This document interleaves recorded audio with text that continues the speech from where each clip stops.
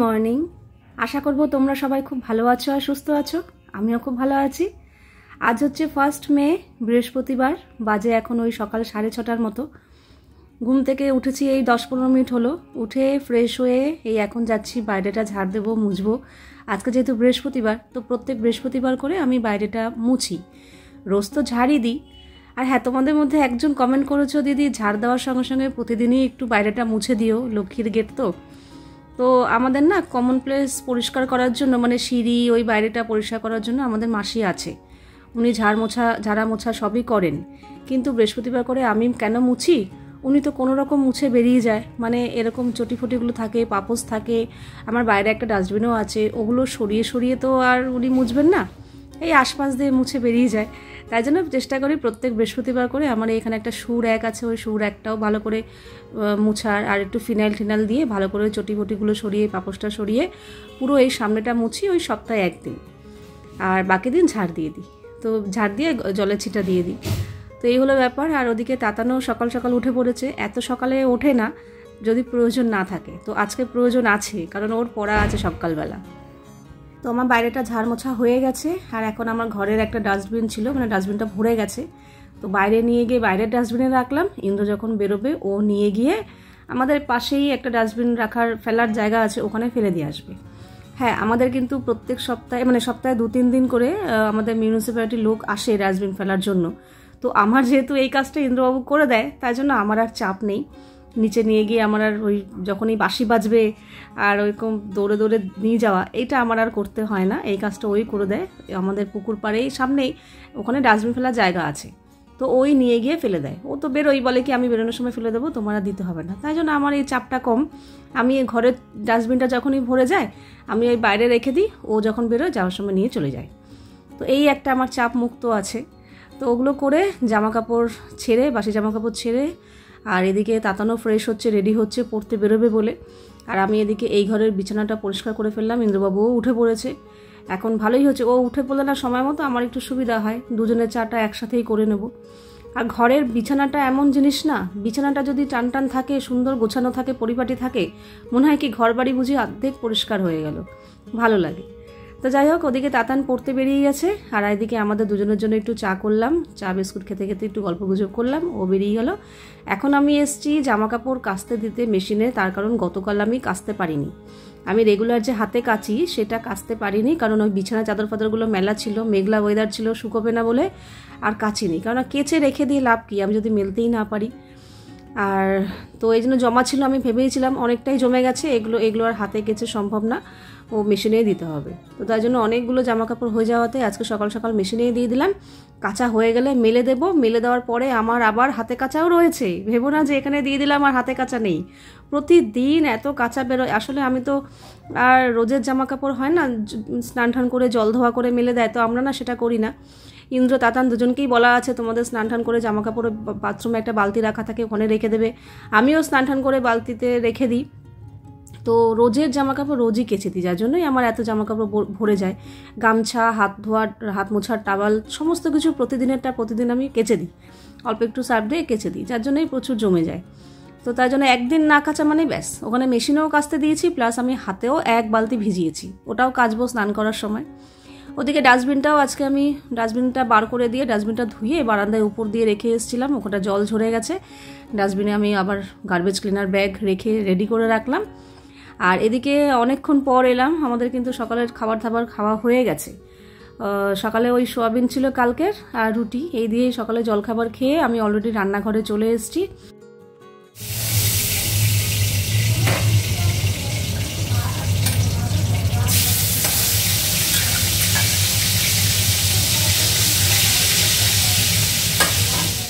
ডাল আর পাঁপড় ভাজার ভক্ত হয়ে গেছে, রোজ ওর পাঁপড় ভাজা একটু হলে ব্যাস, আর কিছু চাই না। ডাল ওই তো ডাল চাই। হ্যাঁ, ডালের সাথেই তো, ডালে শুধু শুধু কি করে খাবে। হ্যাঁ, ওখানে পাট শাক খাচ্ছে কাসুন্দি দিয়ে। পাট শাক হেভি লাগে, হ্যাঁ গরম। কালকে একটু লতি ছিল, ওটা গরম করলাম। এই হচ্ছে পাট শাক ভাজা, 2 আটি এনেছিল, অনেকটা লঙ্কা আছে দাও তো। এই তো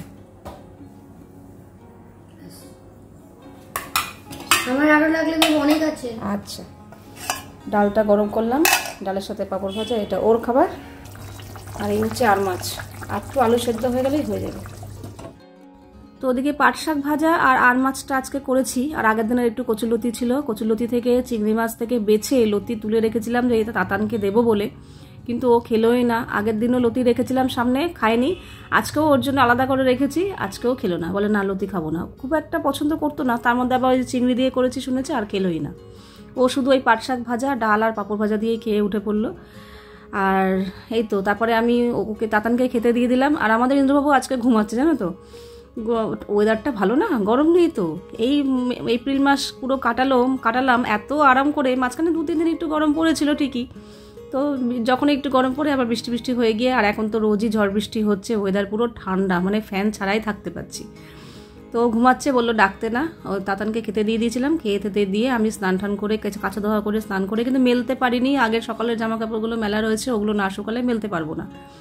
তারপরে স্নান টান করে আজকে যেহেতু বৃহস্পতিবার, তো সিংহাসনটা ঝেড়ে পুছে পরিষ্কার করে, আর আজকে প্রদীপটাও মেজে দিয়েছিলাম। সলতে শেষ হয়ে গেছিলো, তো মেজে দিয়েছিলাম। মাজার পর প্রদীপটা আমার বেশ ভালো লাগে, পরিষ্কার ঝকঝক করে, তারপর নতুন সলতে ভরে বেশ ভালো লাগে দেখতে। যে কোনো পরিষ্কার পরিচ্ছন্ন জিনিসই ভালো লাগে। যাই হোক, এখানে আমার পুজো দেওয়া কমপ্লিট হয়ে গেল। এখন বাজে প্রায় 7:30টার মতো। আবার কিন্তু তুমুল ঝড় বৃষ্টি, একটু আগে আরও বেশি হচ্ছিলো, এখন একটু কমেছে। ও বাবা, বিচম করছে দেখো। আর এদিকে বৃষ্টির ওয়েদারে আমাদের ঘরে এখন হবে পেঁয়াজি, বেগুনি, এই যে বেসন গোলা হয়ে গেছে। ইন্দ্র তো দুপুরে ঘুমিয়ে পড়েছিল, খায়নি। আমি খেয়ে নিয়েছিলাম, স্নান টান করে পুজো টুজো দিয়ে খাওয়া দাওয়া হয়ে গেছিলো। খেয়ে দিয়ে একটুখানি আধা ঘন্টার মতো শুয়েছি। তারপরে মা ফোন করলো, মা এসছে নিচে, আগেই ফোন করেছিল আসবে বলে।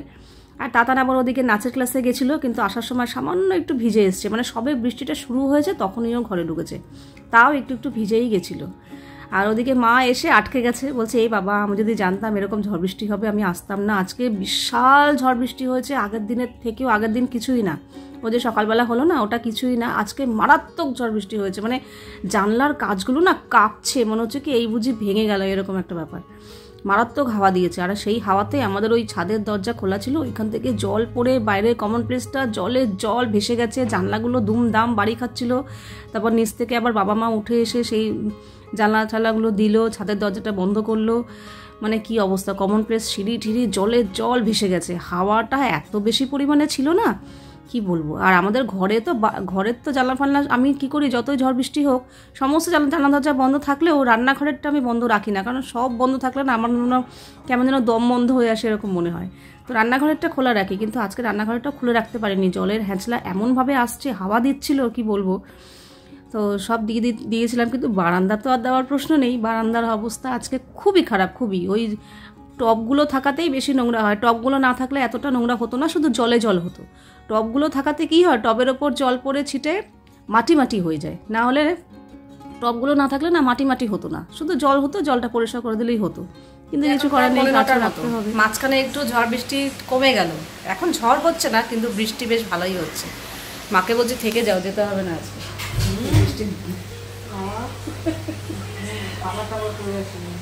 যাই হোক, বৃষ্টির ওয়েদারে আমাদের বেশ চপ, বেগুনি, এই পেঁয়াজি বেগুনি এসব খাওয়া হলো। এখন চা করেছি, চা খাচ্ছি। কাতার ওই ঘরে, কাতারের বাবাই এই ঘরে। আর বৃষ্টির ওয়েদার পুরো ঠান্ডা, ফ্যান অফ করে দিয়েছি, শীত করছে গায়ে, কাটা দিচ্ছে, পুরো চেঞ্জ। ভাবা যায় মে মাসে এরকম ঠান্ডা, যেখানে গরম। বেজে গেছে 9টার মতো, এখনও যে বৃষ্টি থেমেছে এমন না, মাঝখানে একটু থেমেছিল, এখনও ঝিরঝির করে হচ্ছে। তবে হ্যাঁ, হাওয়া ঠাওয়া কিছু নেই, একটু শুধু বৃষ্টি হচ্ছে। তো মা বলছে না আমি এখন বেরিয়ে যাই, আর থাকবো না, বসবো না। আর এদিকে বৃষ্টি যেই শুরু হয়েছে, ইন্দ্রবাবু তখনই উঠেছে ঘুম থেকে, না তার একটু আগেই উঠেছে। উঠেই বলছে ব্যাস, দুপুরে যেহেতু খায়নি, খিদেও পেয়েছে, আর দুপুরে না খেলে সন্ধ্যাবেলা উঠে আরও ভাত খেতে চায় না, একেবারে রাত্রে খায়। উঠেই ওর চপ মুড়ি, এমনিতেই চপ মুড়ি খুব ভালোবাসে খেতে। প্রথমে ভেবেছিল তাতান নাচের ক্লাসে গেছে, ওকে বলবে চপ আনতে। তো বৃষ্টিতে তো তাতান চলে এসছে, ওকে আর বলা হয়নি। এইবার আমাকে বলছে একটু পেঁয়াজি করো, একটু বেগুনি করো। বললাম থাক তাহলে করি, বৃষ্টির ওয়েদার ভালোই লাগে খেতে, আমারও ইচ্ছা করছিল। আর ও বলছে দুপুরে খায়নি, তো একটু চপ করলাম, একটু পেঁয়াজি ভাজলাম, একটু বেগুনি করলাম। মাও ছিল, মাকে আবার অল্প একটু শুকনো মুড়ি দিয়ে দিলাম। মা শুকনো মুড়ি দিয়ে চপ খায় আবার, যাতে গ্যাস অম্বলটা অনেকটা অ্যাবজর্ব করে শুকনো মুড়ি খেলে আর কি। তো খেলো। আর আমি আর তাতান শুধুই বেগুনি আর পেঁয়াজি খেয়েছি। ইন্দ্রকেও দিয়েছিলাম, ওটা দেখানো হয়নি, কারণ এদিকে আমি গরম গরম ভেজে নামাচ্ছি আর ও গরম গরম তুলে তুলে মুড়ির সাথে নিয়ে খেয়েছে। ওর তো অত ধৈর্য নেই, কতক্ষণে হবে ওকে দেবো। ও এদিকে ভেজেছি, গরম তুলেছি আর নিয়ে নিয়েছে। ও মুড়ি দিয়েই বেগুনি আর পেঁয়াজি খেয়েছে। তো জমিয়ে খেয়ে ঠেয়ে চা টা খেয়ে আমার বারান্দা তো লন্ডভন্ড। এটা আমার হচ্ছে ভ্যাকিউম ক্লিনার, বিশাল বড় একটা বক্স আর অনেক বড় একটা ভ্যাকিউম ক্লিনার। তোমাদের মধ্যে অনেকেই কমেন্ট করো, দিদি তুমি ভ্যাকিউম ক্লিনারটা ব্যবহার করো না। কি ব্যবহার করবো, যদি ছোটোখাটো একটা জিনিস হতো তাহলে সুন্দর ইজি ব্যবহার করা যায়। বিশাল বড়, মনে করো আমি একটু জানলার স্লাইডিং পরিষ্কার করব, হয়তো 2 থেকে 3 চামচের মতো নোংরা বেরোবে ওখান থেকে, অথচ সেই নোংরাটা এত বড় একটা ড্রাম, যারা আমার ভিডিও দেখেছো ভ্যাকিউম ক্লিনারে তারা হয়তো দেখে থাকবে, ওই ড্রামের মধ্যে ওই নোংরাটা পড়বে। সেই ড্রামটাকে আমার আবার জল টল ধুয়ে পরিষ্কার করতে হবে, এবার নাড়াচাড়াও বিশাল ঝামেলা। ওই একটুখানি পরিষ্কার করার জন্য এত বড় একটা নামানো, ছোটোখাটো জিনিস হলে ব্যবহার করা যায়, তো ব্যবহারই করতাম না। ওই বারান্দাতেই এই পেটি সহই রাখা ছিল, কিন্তু যেহেতু ঝড় বৃষ্টি হচ্ছে যা আজকে তাণ্ডব, তো এটা জল লেগে ইলেকট্রনিক্স জিনিস নষ্ট হয়ে যাবে। তো ইন্দ্র বললো এক কাজ করো, কবে কি ব্যবহার করো না করো দেখা যাক, আগে এটাকে ওপরে তুলে রাখি। তো যখনই ঝড় বৃষ্টি হচ্ছিল বারান্দা থেকে ইন্দ্র এটা নিয়ে এসে ভেতরে রেখে দিয়েছিল। ভাগ্যিস রেখেছিল, না হলে এটা আজকে খারাপই হয়ে যেত। বারান্দার যা হাল তোমাদের একটু পরে আমি দেখাবো, এটা খারাপই হয়ে যেত জল ঢুকে। তো ভেতরে নিয়ে এসেছিল, এই এখন মইটা বার করে ওপরে তুলে দিল। না এটাকে সামনেখানে রেখো না, খুব বাজে লাগছে, অড লাগছে, বিশাল বড় একটা পেটি, তুলে রাখো, সে পরে যদি কোনো সময় লাগে দেখা যাবে, আর নাহলে থাকো পরে। তো সেটাই উপরে তোলা হলো। আর রাতে আমাকে রান্না কিছু করতে হবে না, দুপুরে তো ইন্দ্র খায়নি, ওটাই ও খাবে। আর আমাদের যা ভাত থাকবে ডাল থাকবে, ডিম টিম করে কিছু একটা দিয়ে আমাদের খাওয়া হয়ে যাবে। তাতানকে পাপড় টাপড় কিছু একটা ভেজে দেবো, তো রাত্রে কিছু করতে হবে না। কিন্তু এখন আমি এসছি হচ্ছে সকালের প্রিপারেশন করতে। তাতান সকালবেলা স্কুল যাবে, আর ওদের তো এখন সকালবেলা স্কুল। তো সকালবেলা উঠে আমি 5টার সময় উঠেও না এত কিছু করতে পারবো না, কারণ ইন্দ্র বললো কি একটা কাজ করো, আমিও তাহলে কালকে সকালে খাবো, তুমি আমার জন্যও রেডি করো। তো সবাই শুধু তাতানের জন্য করে দিই হয়ে যাবে, কিন্তু সবার জন্য যদি, আমিও খাবো স্বাভাবিক, সবার জন্য জলখাবার বানাতে গেলে ওইটুকু সময়ের মধ্যে আমার হবে না। তার মধ্যে বলেছে তাতান যে রুটি আর আলু ভাজা নিয়ে যাবে কালকে। আর এমনিতেও রুটিটাই দিতে চাইছিলাম, কারণ ও সকালবেলা কালকে স্কুল থেকে পড়ে বাড়ি আসবে, ওর পড়াও আছে সকালে, কাজে একটু ভারী খাবার দিতেই হবে। তো আর আমাদের তো আলু ভাজা মানে কারোরই একটুতে পোষায় না, বেশি বেশি করে লাগে, কারণ আলু ভাজা খেতে তাতান ইন্দ্র দুজনেই খুব ভালোবাসে, পছন্দ করে, কাজেই বেশি করেই আমাকে আলু ভাজতে হয়। এখানে আলু কেটে ধুয়ে ঝুড়িতে যে রাখলাম, বুঝতেই পারছো কতটা। এইটাই যদি আমাদের বাড়িতে করা হতো না, মানে আমার বাপের বাড়ির কথা বলছি, এখানে এটাই হতো 7-8 জন খেয়ে নিত আলু ভাজাটা, সেটাই আমরা এখানে 3 জন খাবো। তো যাই হোক, ইন্দ্র বললো কি এক কাজ করো, রাতে যখন রান্না নেই তার থেকে এটা রেডি করে রাখলে সুবিধা হবে। আমি বললাম হ্যাঁ ঠিকই বলেছো, তাহলে সকাল সকাল উঠে আমার চাপ হয়ে যাবে।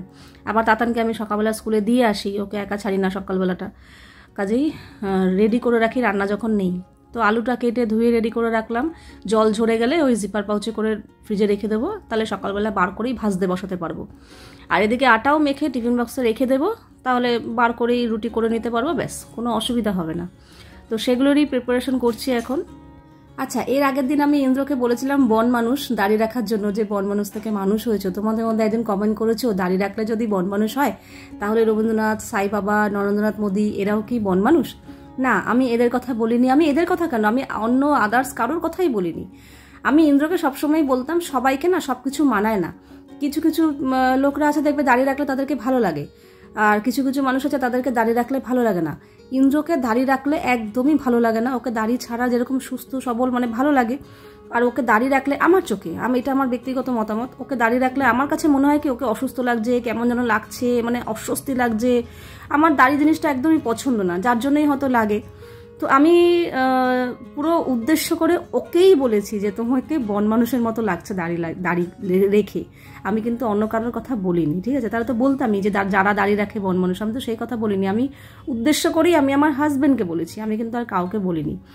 কারণ ওকে দাঁড়িয়ে রাখলে একদমই মানায় না, তাই জন্যই বলেছিলাম যে দাঁড়িয়ে রাখলে, আমি প্রায়ই বলতাম তোমাকে বন মানুষের মতো লাগছে দাঁড়িয়ে রেখে বন মানুষের মতো লাগছে, এই জন্যই দাড়ি কাটার পর বলেছিলাম যে এইবার তোমাকে মানুষের মতো লাগছে।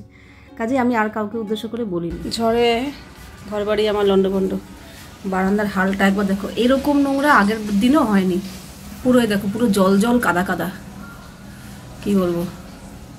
পাপোশ আমি জামা কাপড় মেলতে পারিনি, ভেবেছিলাম পরে মেলবো, এ দেখো ভুলেই গেছি মেলতে, আর কারণ সকালে জামা কাপড়গুলো মেলা ছিল, ভেবেছি পরে মেলবো, আর মেলতে পারিনি। এখানেই ছিল বালতিটা, জামা কাপড়গুলো নোংরা পড়েছে, আবার কালকে ধুয়ে মেলতে হবে। আর কি বলবো, পাপোশটা ছিল, পাপোশটা পুরো ধোয়া পাপোশ, জানো, পাপোশটা আবার ধুতে হবে। কি অবস্থা, কি বলবো। দেখো এগুলো তো আছেই, এখন আর রাত করে তো প্রশ্নই নেই, এটা কালকে পূজার খাটনি বাড়লো, আমি কি বলবো আর। তো আমাদের খাওয়া দাওয়া হয়ে গেছে, এদিকে রান্নাঘরটাও আমি লাইজল দিয়ে ভালো করে পরিষ্কার করলাম, কিছু টুকটাক বাসন ছিল সেগুলো মেজে রাখলাম, টেবিলও পরিষ্কার হয়ে গেছে। এঁটো বাসনের গামলাটাও এখানে এনে রেখেছি। ইন্দ্র তাতান যে যার মতো শুতে চলে গেছে, এখন প্রায় 12টার মতো বাজে। সকালবেলা উঠতে হবে, সকালবেলা ভোরবেলা উঠতে হবে সবাইকেই, মানে তাতানকে আমাকে দুজনকেই। তো কাজেই তাড়াতাড়ি শুয়ে পড়বো, আজকাল এডিট নিয়ে বসবো না। তো চলো আজকের ভিডিওটা এখানেই শেষ করছি, আবার দেখা হবে নেক্সট ভিডিওতে। ততক্ষণের জন্য love you all, good night and tata.